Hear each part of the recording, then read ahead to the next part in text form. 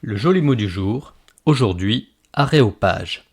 Voilà un mot très joli, je trouve, qui convient parfaitement à cette chronique littéraire, à plus forte raison si l'on s'amuse à le décomposer phonétiquement en un aréopage. On imagine un lecteur qui s'arrête au milieu d'une page, butant sur ce mot étrange, un aréopage. Ce mot, même si l'on en connaît ou devine assez aisément le sens, pose tout de même à certaines personnes de gros problèmes de diction. C'est vrai, combien d'entre nous hésitent devant le mot, même lorsqu'ils le lisent, à le prononcer aéropage, comme dans aéroport ou aérogare.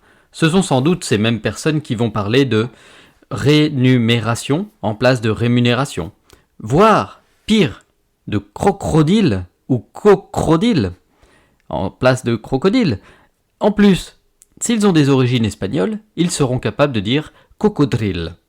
Plus rare, mais déjà entendu, si, froumi au lieu de fourmi. Bref, aréopage, en plus d'être joli, est un mot casse-gueule. Mais voyons ensemble d'où il provient.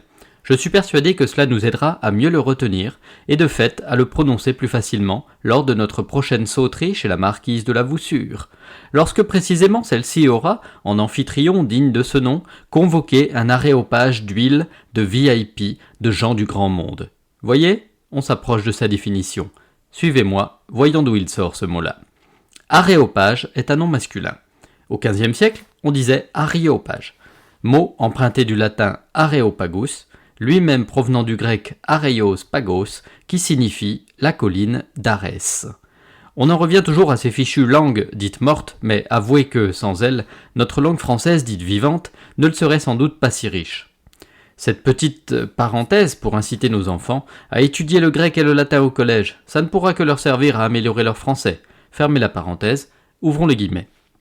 À l'origine, dans la Grèce antique, l'aréopage désignait le conseil des anciens, secondant le roi au temps de la monarchie.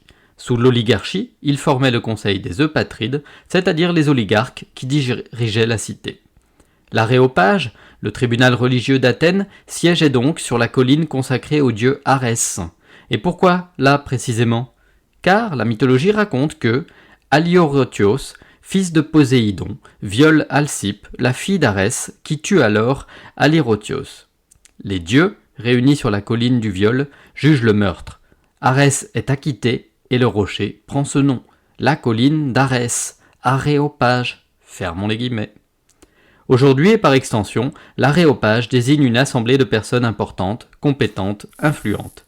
Exemple, un aréopage de gens de lettres, ceux qui s'arrêtent aux pages. Un aréopage de magistrats.